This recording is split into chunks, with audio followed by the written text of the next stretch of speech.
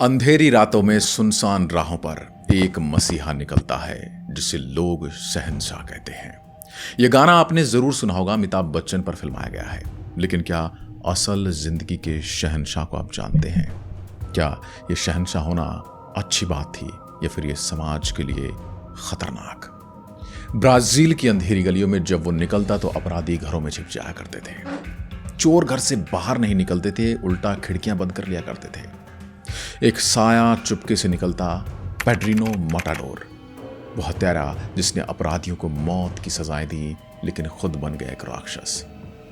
14 साल की उम्र में पहला खून, 71 साबित किए गए कत्ल और एक दिल दहला देने वाला रहस्य। उसने अपने पिता का दिल क्यों चबाया? क्या वो अपराधियों का शिकारी था या खुशी के लिए उन्हें मारने वाला मनोरोगी? आइए इस खौफनाक कहानी में डूबे जहां हर कदम पर एक नया राज इंतजार कर रहा है। पेड्रो रोड्रिग्स फिल्हो, पेड्रिनो मटाडोर या ब्राजीलियन डेक्स्टर की खौफनाक कहानी। आप सोच कर देखिए, एक ऐसा हत्यारा जो सिर्फ अपराधियों का निशाना बनाता हो, ड्रग डीलर, बलात्कारी, हत्यारे, चेन स्नेचर और लड़कियों के साथ असॉल्ट करने वाले लोग। लेकिन वो खुद एक राक्षस बन चुका है इनको खत्म करते करते, जिसने 71 हत्याओं की पुष्टि की और 100 से ज्यादा की बात कही। ये है पेड्रो रोड्रिग्स फिल्हो, जिसे पेड्रिनो मटाडोर या फिर लिटिल पेड्रो द किलर या ब्राजीलियन डेक्स्टर कहा जाता है। ब्राजील का यह सीरियल किलर विजिलेंटे और बाद में एक यूट्यूबर बना। एक अनोखा और डरावना किरदार था। उसने 14 साल की उम्र से हत्याएं शुरू कर दी थी और उसकी कहानी ने न सिर्फ ब्राजील को हिलाया बल्कि डेक्स्टर जैसे काल्पनिक किरदार को भी प्रेरित किया, जिसके ऊपर बहुत सारी फिल्में बनी और एक कैरेक्टर उसी से प्रेरित है। उसका टैटू माटो पोर प्राजर, मैं खुशी के लिए लोगों को मारता हूं, डेथ फॉर प्लीजर, उसकी क्रूरता को दर्शाता है, उसकी निर्भीकता को दर्शाता है, उसकी मानसिकता को दिखाता है। आइए इस कहानी में गोता लगाएं। और आप देख रहे हैं ट्रू क्राइम टेल्स। चैनल पर पहली बार आए हैं तो चैनल को सब्सक्राइब जरूर करें। पेड्रो रोड्रिग्स फिल्हो का जन्म 29 अक्टूबर 1954 को ब्राजील के मिनास जेराइस के सांता रीता डो सापुकाई में एक खेत पर हुआ। उसका बचपन हिंसा से भरा हुआ था। जन्म से पहले उसके पिता ने उसकी गर्भवती मां के पेट पर लात मारी, जिससे पेड्रो का सिर चोटिल हो गया। बचपन में पिता की मार और मां की हत्या ने उसे गहरा आघात दिया। 13 साल की उम्र में उसने पहली बार किसी के कत्ल का मन बनाया। अपने एक बड़े चचेरे भाई को चीनी गन्ना प्रेस में धकेलने की कोशिश की, लेकिन आखिर पल में उसे बचा लिया गया। पेड्रो ने बाद में कहा कि उसे मारने की प्यास थी। उसकी जिंदगी एक हिंसक मिशन बन चुकी थी, अपराधी को खत्म करना। लेकिन क्या वो सचमुच में हीरो था या सिर्फ एक कोल्ड ब्लडेड मर्डरर? पेड्रो की कहानी अनोखी थी क्योंकि उसने ज्यादातर अपराधियों, ड्रग डीलर, बलात्कारी, गैंग मेंबर्स और चेन स्नेचर्स को निशाना बनाया था। उसने दावा किया कि उसने कभी निर्दोष को नहीं मारा। 14 से 19 साल की उम्र के बीच उसने 71 हत्याओं की पुष्टि की और 100 से ज्यादा का दावा किया। उसकी क्रूरता बेरहम थी, चाकू, हथौड़ा, सरियों से मारना और कभी कभी शवों को शत विक्षत तक कर डालना। जेल में भी उसने 47 कैदियों को मार डाला था। लेकिन ब्राजील में एक अजीब सा कानून था जिसके अनुसार उस वक्त कोई भी व्यक्ति 30 साल से ज्यादा जेल में नहीं रह सकता था, चाहे उसने कुछ भी किया हो।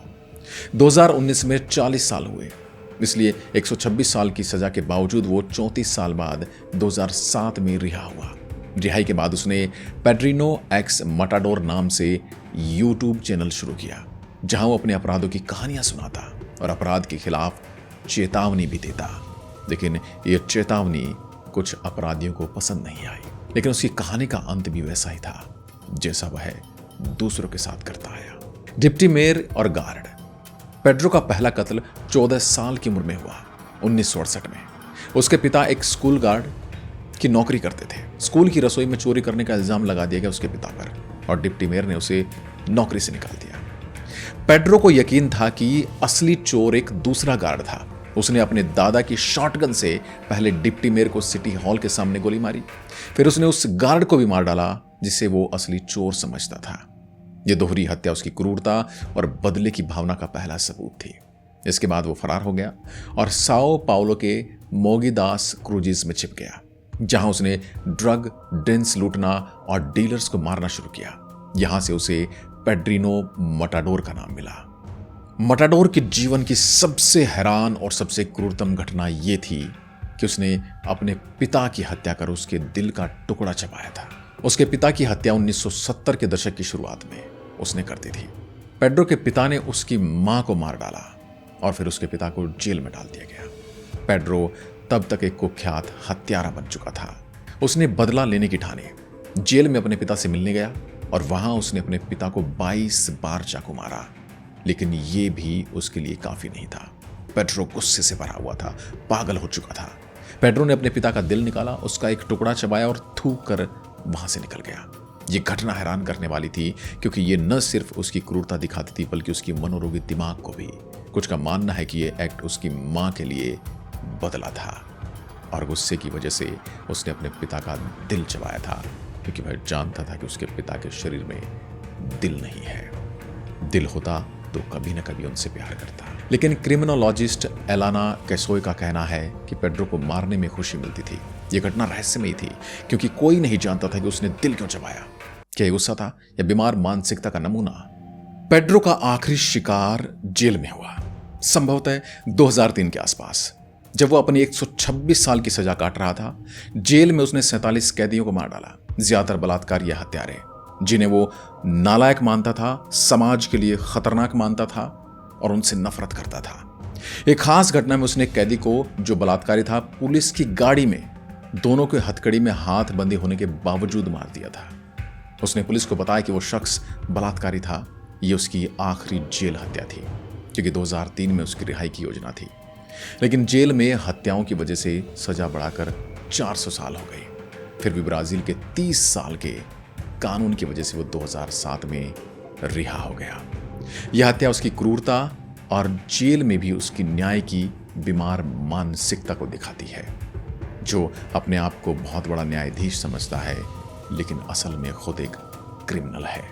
पेड्रो को पहली बार 24 मई 1973 को 18 साल की उम्र में गिरफ्तार किया गया। उसने 34 साल जेल में बिताए, जहां उसने 47 और हत्याएं की। 2007 में रिहा हुआ, लेकिन 2011 में फिर गिरफ्तार हुआ, जेल में दंगे और अवैध हिरासत के लिए। 2018 में अच्छे व्यवहार और चाल चलन के लिए एक बार फिर से रिहा हुआ। रिहाई के बाद उसने YouTube चैनल शुरू किया, जहां उसने अपने अपराधों की कहानियां सुनाई और अपराध के खिलाफ चेतावनियां दी। लोगों को बताया कि मैं अभी भी जिंदा हूं, अपराध करने से पहले मेरा ख्याल जरूर रख लेना कि मैं अभी मरा नहीं हूं। वो ब्राजील में सेलिब्रिटी बन गया था, जिसे कुछ लोग हीरो मानते। लेकिन 5 मार्च 2023 को मोगिदास क्रूजेज में 2 नकाबपोश हमलावरों ने उसको गोली मारकर मार दिया और उसका गला रेत दिया। हमलावरों ने उसके रिश्तेदारों से कहा, ये तुमसे जुड़ा हुआ नहीं है, हमें तुमसे कोई दिक्कत नहीं है, इसलिए अपनी बेटी को लेकर अंदर जाओ। कोई संदिग्ध आज तक पकड़ा नहीं गया। क्या ये बदला था या फिर पुराने दुश्मनों का काम, या फिर अपराध की दुनिया के लोग उसे अपना दुश्मन मानने लगे थे और अपने लिए खतरा? ये रहस्य भी अनसुलझा है। पेड्रो रोड्रिग्स फिल्हो की कहानी एक पहेली है।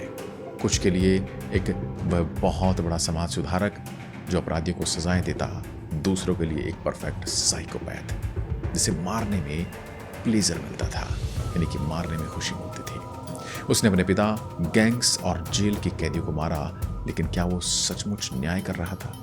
उसकी कहानी ने डेक्स्टर को प्रेरित किया, लेकिन वो फिक्शन नहीं, हकीकत था। डेक्स्टर तो एक काल्पनिक कैरेक्टर है, लेकिन रोड्रिगेज एक असली इंसान था। हो सकता है जिन लोगों को उसने न्याय के लिए मारा उनमें से कुछ निर्दोष भी हों। याद करें, क्या पेड्रो एक हीरो था या सिर्फ एक राक्षस?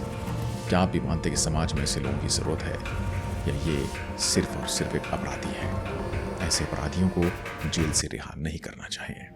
अगर आपको वीडियो पसंद आई तो लाइक कीजिए और ऐसी वीडियोस के लिए चैनल को सब्सक्राइब जरूर करें। एक बार फिर मिलते हैं, तब तक के लिए नमस्कार, जय हिंद, जय भारत।